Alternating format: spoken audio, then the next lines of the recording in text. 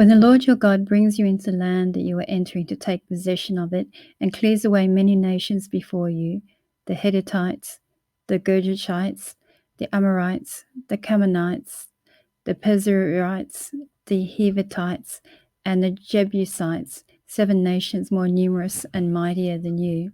And when the Lord your God gives them over to you and you defeat them, you must devour them completely. You shall make no covenant with them and show no mercy to them. You shall not intermarry with them, giving daughters or sons or taking daughters for your son. For they will turn your sons from following me to serve other gods, and the anger would be kindled against you, and he would destroy you quickly. But thus shall you deal with them. You shall break down the altars and dash into pieces their pillars and chop down their Asherim and burn their carved images in fire. For you are a people holy to the Lord your God. The Lord your God has chosen you to be a people of his treasured possession out of all the peoples on the face of the earth. And it was not because you were more in number than the people that the Lord set his love upon you and chose you, for you are the fewest of all the peoples. But it was because the Lord loves you and is keeping an oath that he swore to your fathers, that the Lord has brought you out with a mighty hand and redeemed you from the house of slavery, from the hand of Pharaoh, the king of Egypt. Know therefore that the Lord your God, the faithful God who keeps the covenant and steadfast love with those who love him, and keeps his commandments to 1,000 generations, and repays to their face those who hate him by destroying them. He will not be slack with one who hates him. He will repay him to his face. You shall therefore be careful to do the commandment and the statutes and the rules that I command you today. And because you listen to these rules and keep them and do them, the Lord your God will keep the Lord your God will keep with you the covenant and the steadfast love that he swore to your fathers. He will love you, bless you, and multiply you. He will also bless the fruit of your womb and the fruit of your ground, your grain and your wine, your oil, the increase of your herds, the young of your flock, in the land that he swore to your fathers to give you. You shall be blessed above all peoples. There shall not be a male or a female barren among you or among your livestock.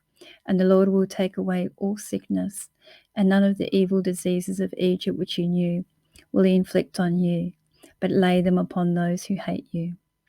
And you shall consume all peoples that the Lord your God will give over to you. Your eyes shall not pity them, neither shall you serve their gods, for that would be a snare to you.